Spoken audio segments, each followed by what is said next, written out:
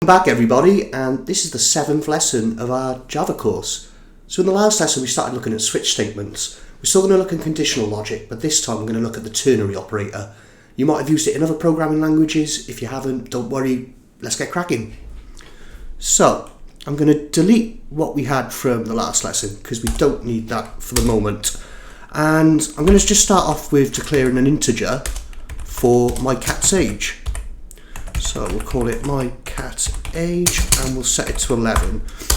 And before we do the ternary operator, I'm just going to write out an if-else statement because we're going to end up with basically the same thing as this. So I'm going to say if my cat's age is greater than 11, I tell you what, instead of printing it out, I'm going to store it in a variable. So I'm going to have a string called result, and we'll just set this to a blank string initially. And then we'll say if the cat is 11, result is equal to cat is old. And then we'll just say if the cat is basically 11 or under, we'll set the result to cat is young. And let's just print out the results. Okay, so we've seen this before. We know, I think we did this 2 lessons ago, so we know what this does. And yeah, of course, we get cat is young because we've set it to 11 and we're checking if it's greater than 11, the cat is old. Let's just check that works. We'll set it to 12.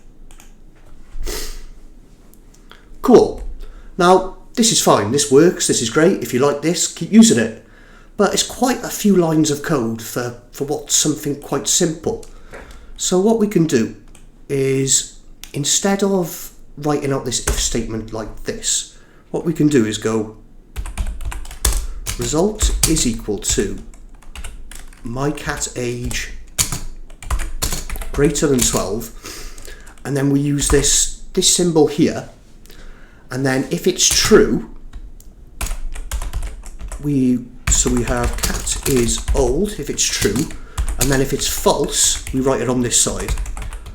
So cat is false. Now let's just read this line out. So we're saying the result is equal to whatever this expression is. If it's true, return the left-hand side here. Or if it's false, return the right-hand side here. Oh, I've told cat is false there. That should be cat is old. Cat is young. So if the cat's age is greater than 12, or we'll say if the cat's age is greater than 11, we say the cat is old, else the cat is young.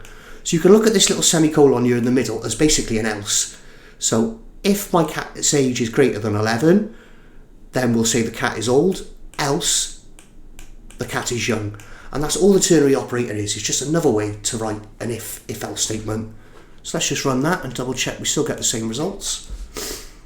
And cool, we get cat is old because we set the cat's age to 12 and the condition is greater than 11. And that's all it is for ternary operators. Nice, short and sweet lesson. Hope you've enjoyed it, and I'll see you back for the next lesson. Thanks everyone. Bye-bye.